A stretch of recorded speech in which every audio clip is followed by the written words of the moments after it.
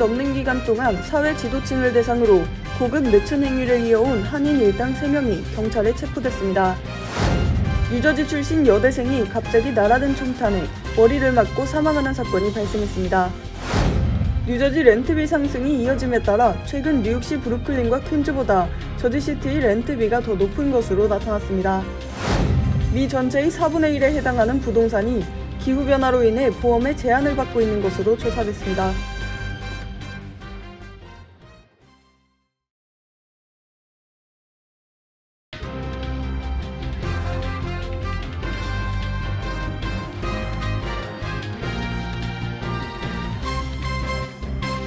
여러분 안녕하십니까?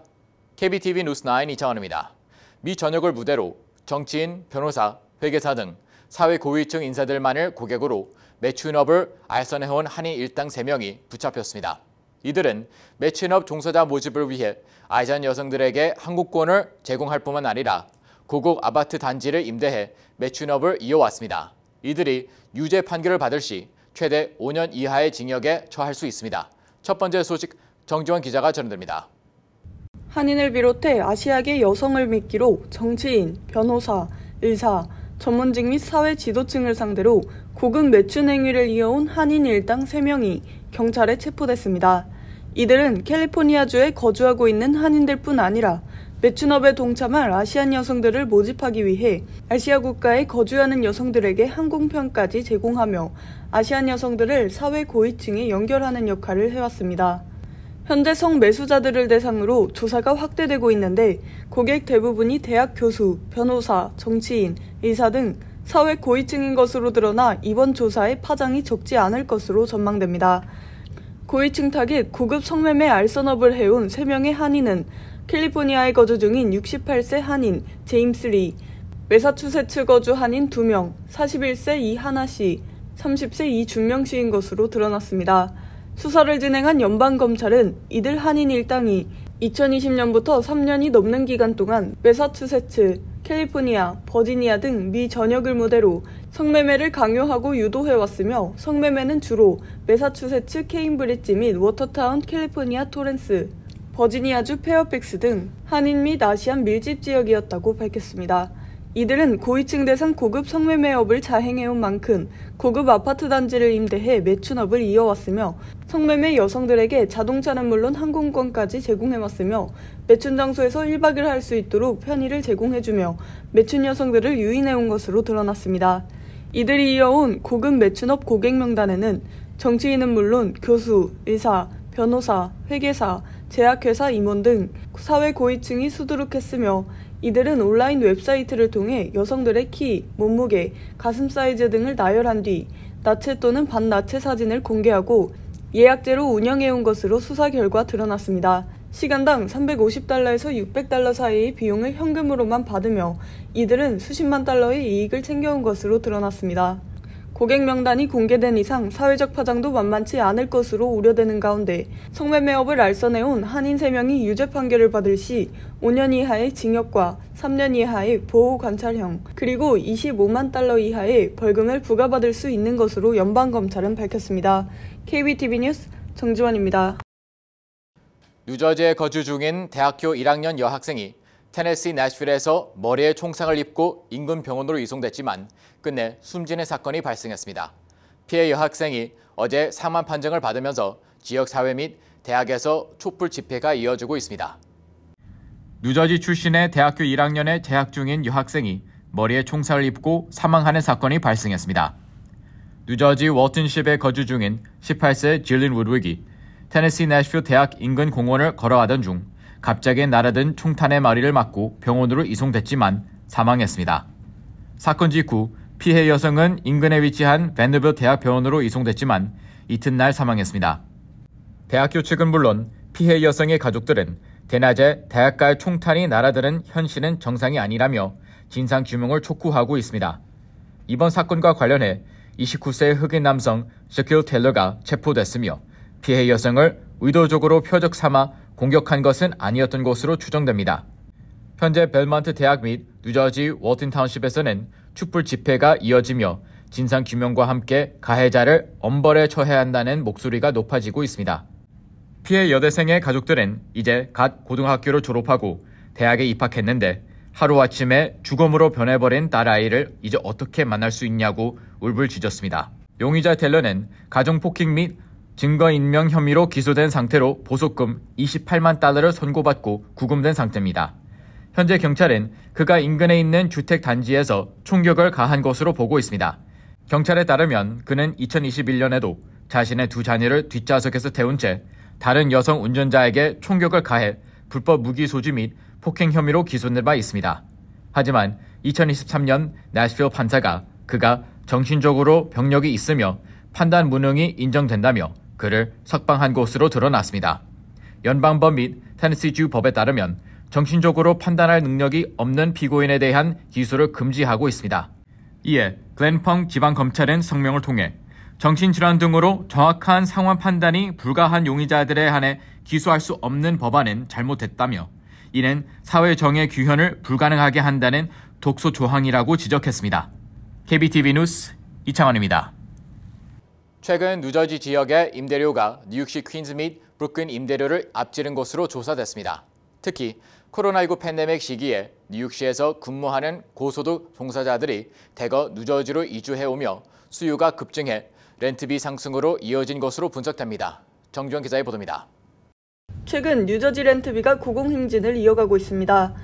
이에 따라 뉴욕시 브루클린과 퀸즈보다 저지시티의 렌트비가 더 높아지는 현상까지 이어지면서 뉴저지로 이사갔던 뉴요커들이 다시 뉴욕으로 되돌아오는 현상까지 벌어지고 있습니다. 어제자 블룸버그 통신 보도에 따르면 지난달 저지시티의 중간 임대료 가격이 2,850달러를 기록하며 2020년 1월 대비 48%나 급등한 것으로 집계됐습니다. 뉴저지 호보켄 역시 중간 임대료 가격이 2020년 1월에는 2,800달러였지만 최근에는 3,600달러까지 급등한 것으로 드러났습니다. 2020년에는 뉴저지 지역이 뉴욕시 브루클린이나 퀸즈에 비해 저렴했지만 이제는 뉴저지 지역의 렌트비가 뉴욕시 지역을 넘어서는 현상이 나타나고 있는 것입니다. 이에 저렴한 주택 임대료를 찾아 뉴저지로 이주했던 뉴욕시 주민들이 더 이상 렌트비 메리트가 없어 뉴욕시로 되돌아오는 회귀 현상도 증가하고 있습니다. 특히 코로나19 팬데믹을 겪으며 상대적으로 밀집된 뉴욕시를 떠나 뉴저지로 이사오는 주민들이 급증하며 수요 집중으로 인한 렌트비 고공행진이 이어져 온 것으로 분석됩니다. 특히 뉴욕시에서 종사하는 고소득 종사자들이 대거 뉴저지로 이주하면서 렌트비 상승을 부추긴 것으로 조사됐습니다. KBTV 뉴스 정주원입니다. 올 들어 캐나다 산불 및 이상기온 현상이 끊임없이 발생하면서 보험사들 역시 주택보험 보장 범위를 축소하거나 한도를 제한하는 등 보험금 인상에 나서고 있는 것으로 분석됩니다. 최근 산불 및 이상기온 현상이 이어지며 기후변화 현상이 우려되고 있는데요. 기후변화로 인해 뉴욕과 뉴저지 및 커네티컷주의 보험료가 급등세를 보이는 것으로 조사됐습니다. 기후변화를 연구하는 비영리 단체 First Street 재단이 발표한 집계에 따르면 뉴저지 오션 카운티 주택의 약 90%와 머먼트 카운티 내 주택 약 60%가 보험료 인상으로 인해 어려움을 겪을 수 있을 것으로 우려되고 있습니다. 또 롱아일랜드 서펙 카운티 내 80%의 주택이 저렴한 보험을 찾은 데 어려움을 겪을 수 있다는 상태입니다. 빈스 펠리 공익조정관은 언론사 인터뷰를 통해 최근 자연재해와 기상 관련 사건이 급증하자 보험사 측 역시 손실을 떠안지 않기 위해 특정 상황 및 조건의 예외 조항을 덧붙이고 있다고 밝혔습니다. 특히 주택보험 가입 시 공제액이 얼마인지, 보험 한도는 얼마인지를 제대로 알아본 뒤 가입할 것을 조언했습니다. 한도는 얼마인지, 정책 내용은 합리적인지 반드시 확인할 것을 강조했습니다. 이는 보험업계가 비정상적인 기상현상이 발생하면서 기후변화에 맞춰 지속적으로 보험 정책을 변경하기 때문이라고 덧붙였습니다. 트라이스테이트 지역뿐만 아니라 극한 기후로 인한 피해 증가로 인해 켄터키, 사우스다코타, 웨스트버지니아 등 내륙주들도 보험 비용이 급격히 높아질 수 있다고 말했습니다. 퍼스트 재단의 분석에 따르면 산불 위험이 증가하는 캘리포니아 일부 지역의 경우 보험 가입 자체가 아예 불가능해지기도 했습니다. 분석에 따르면 미 전체 부동산의 4분의 1에 해당하는 약 3,560만 채의 부동산이 기후변화로 인해 보험 보장 범위 축소 및 특약을 통해 제한을 받고 있는 것으로 조사됐습니다. KBTV 뉴스 이창원입니다. 국회의원 재외선거 유권자 등록이 시작됩니다. 재외국민 유권자 등록 신청은 내년 2월 10일까지이며 이는 재외국민 등록과는 별개이므로 투표하려면 반드시 기한 내에 유권자 등록을 해야 합니다. 재외선거인 등 신고 신청은 대사관 전자우편이나 중앙선거관리위원회 인터넷 홈페이지 또는 대사관 방문이나 순회 접수 등 서면을 통해 할 수 있습니다. 등록을 희망하는 사람은 방문 시 유효한 여권을 지참하고 주민등록번호를 알아야 합니다.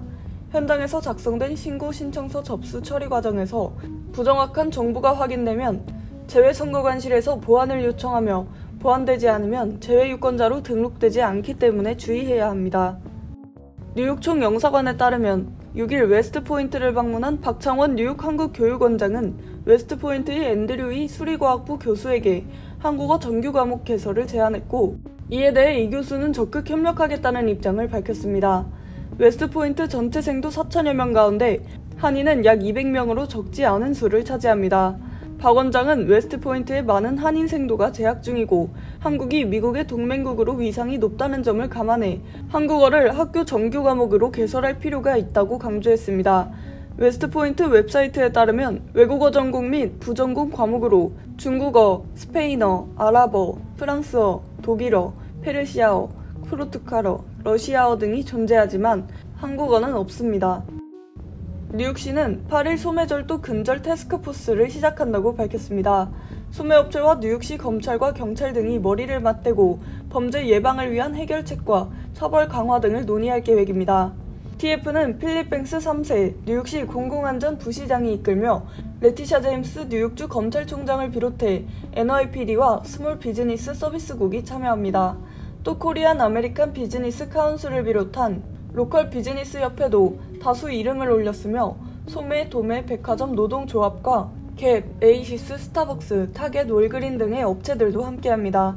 TF는 소매절도 해결을 위한 입법활동, 새로운 범죄 패턴 파악 및 정보 공유, 첨단 기술을 활용한 모범 사례 구현 등을 진행할 예정입니다. 최근 5년간 소매절도 증가율은 무려 77%에 달하고 있습니다. 노동부는 9일 보도자료를 내고 지난 4일까지 집계된 주간 실업수당 청구 건수가 21만 7천 건으로 집계됐다고 밝혔습니다. 이는 한 주 전 청구 건수이자 이번 주 시장 전망치였던 22만 건보다 3천 건 적은 수치입니다. 주간 실업수당 청구 건수는 미국 일자리 시장 현황을 빠르게 보여주는 지표로 평가됩니다. 자료에 따르면 이날 발표로 4주 평균 주간 실업수당 청구 건수는 21만 2,250건으로 조정됐습니다. 지난해 11월보다는 다소 많은 수치입니다. 2주 이상 실업수당을 신청한 경우는 10월 28일 기준 183만 4천 건으로 이전 주와 비교해 2만 2천 건 늘었습니다. 이는 지난 7개월 중 가장 높은 수치입니다. 마켓워치는 여전히 실직률은 낮고 경제는 안정적이라면서도 기업은 고용을 덜하고 노동시장은 다소 냉각되는 것으로 보인다고 분석했습니다. 잠시 후 커뮤니티 브리핑을 전해드립니다.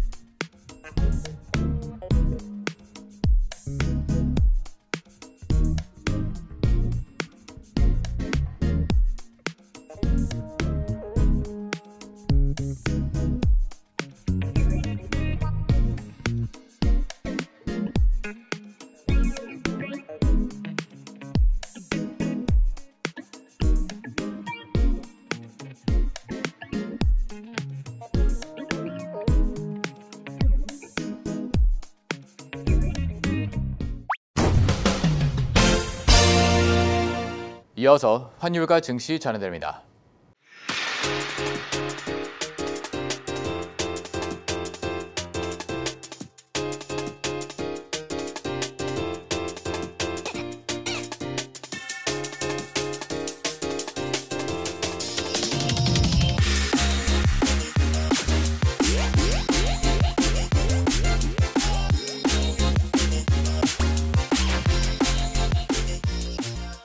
잠시 후 뉴욕과 뉴저지 날씨 전해드립니다.